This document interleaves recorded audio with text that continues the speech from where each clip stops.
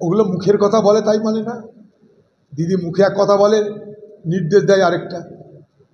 আর এই ওভারলোড গাড়ি যাওয়ার পিছনে রয়েছে রোজগারের ব্যবস্থা। আজকে পশ্চিমবঙ্গ সরকার ঋণের দায়ে জরাজীর্ণ, ঋণের বোঝা সে সামলাতে পারছে না, ঋণের বোঝার ভারে সে ভারাক্রান্ত, তার পয়সা দরকার। সে ওভারলোডই যাক, আন্ডারলোডই যাক, যেখানে খুশি যাক, যা খুশি করুক, পয়সা দিলেই হলো। তাই একদিকে গাড়ি ঘোড়া, যে ট্রাক হোক, বাস হোক, অটো হোক, মোটরসাইকেল হোক, সাধারণ গাড়ি ঘোড়া বলতে যা বোঝাই আমরা, তারপরে ভয়ঙ্কর পরিমাণে পেনাল্টি অর্থাৎ ফাইন করতে আরম্ভ করেছে। পাশাপাশি যে সরকারি ট্যাক্স জিএসটি, সেখানেও সরকার বড় ভয়ঙ্করভাবে সমস্ত বাংলার ছোটোখাটো মাঝারি ব্যবসায়ীদের কাছ থেকে যাকে বলে রাহাজানি করছে পেনাল্টির নামে। কারণ একটাই, পশ্চিমবঙ্গ সরকারের ভাড়ার শূন্য, সেই ভাড়ার পূর্ণ করতে হবে, পূর্ণ করতে মানুষের পকেটকে শূন্য করতে হবে। দিদির দলের লোক তো এরকম, দিদির দল এটা, এখানে সবাই এইভাবেই প্রশ্রয় পায়, এখানে কোনো প্রতিবাদ নেই। যত অত্যাচার করতে পারো করো, তৃণমূল দল করলেই সব অত্যাচার মাপ। তাই এত বড় জঘন্য নিন্দাজনক যাকে নিয়ে এবং যে ঘটনা নিয়ে সারা বাংলা জুড়ে নিন্দার ঝড় বইছে, তাতেও দিদির পরোয়া নেই। দিদি এগুলোকে পরোয়া করে না। দিদির গায়ে অনেক মোটা চামড়া তৈরি হয়ে গেছে সমালোচনার রোধ করা, সমালোচনা রোধই অনেক মোটা চামড়া জন্ম দিয়েছে। ফলে তাকে কোনো সমালোচনা বিদ্ধ করতে পারে না, কোনো অভিযোগ তাকে ছিদ্র করতে পারে না, তার কিছুতে যায় আসে না। সব কিছু প্রুফ। সে জানে ভোট হবে, মেরে ধরে ভোটে লুট করব, পয়সা দিয়ে ভোট কিনে নেব, ব্যাস গল্প শেষ। আরে এআইয়ের কাজটা যে হলেও, যে যার বিরুদ্ধে অভিযোগ সেই তো বলছে আমি বলেছি, বেশি ওষুধ খেয়ে বলেছি। এখন ওষুধটা তরল ওষুধ না শক্ত ওষুধ না কি সেটা বলেনি, আমি বলছি ওষুধ খেয়ে এরকম হয়ে গেছে। তো যারা তাকে গার্ড করছে তারা বলছে এআই, কিন্তু যে যার বিরুদ্ধে অভিযোগ সে তো বলছে না, এআই করে আমাকে সব এদিক ওদিক করে। সে বলছে আমি বলেছি কিন্তু ভুল বলেছি, সে চিঠিও লিখছে। কোন দিকে যাবো আমরা? তো এইসব মহান পুরুষদের বেশি করে কথা বলা ঠিক না এই রাজ্যে। এইসব মহান পুরুষ দিদির দলের জন্য ঠিক আছে। ব্যাপারটা আমি এর আগেও আপনাদের বলেছি যে পশ্চিমবঙ্গে বিজেপি তার ভোটের প্রচার শুরু করে দিয়েছে বলেছি, এবং শুধু পশ্চিমবঙ্গে বিজেপি নয়, তার সঙ্গে তালে তাল মিলিয়ে মোদির সঙ্গে দিদি সেও ভোটের প্রচার শুরু করে দিয়েছে।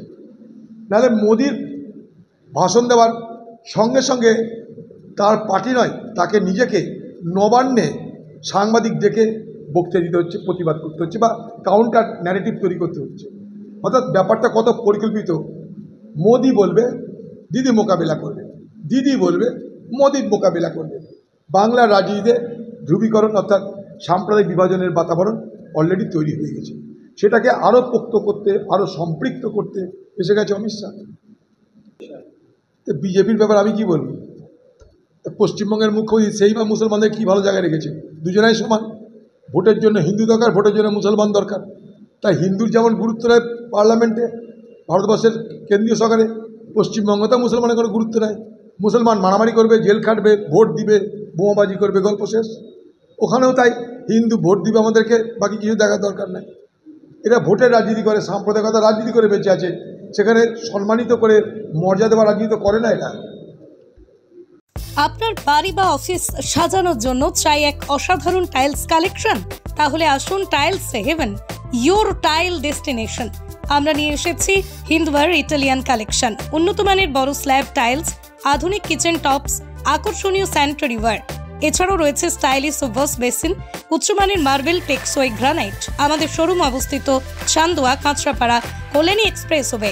এখানে গুণমানের সাথে মেলে সাশ্রয়ী দাম। তাহলে দেরি কেন?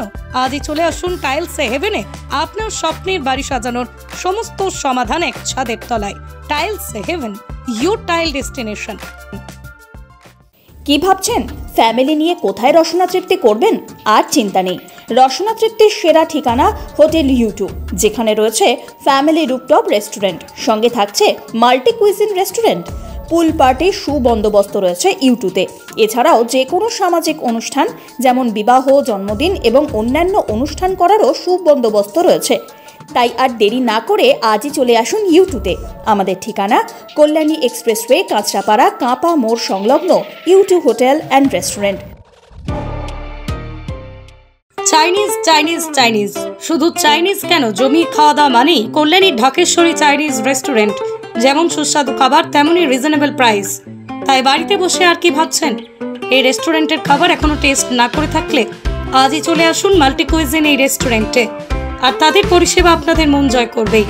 এখানে রয়েছে 3000 square feet banquet, 1500 square feet conference room, 3000 square ফিটের রুফটপ। সুন্দর পরিবেশে পরিবার প্রিয়জন নিয়ে সময় কাটানো কিংবা পার্টি সব রকম ব্যবস্থাই রয়েছে এখানে। আমাদের ঠিকানা কল্যাণী B/9 CA, কল্যাণী, নদিয়া। আর দেরি না করে আজই চলে আসুন ঢাকেশ্বরী চাইনিজ রেস্টুরেন্টে।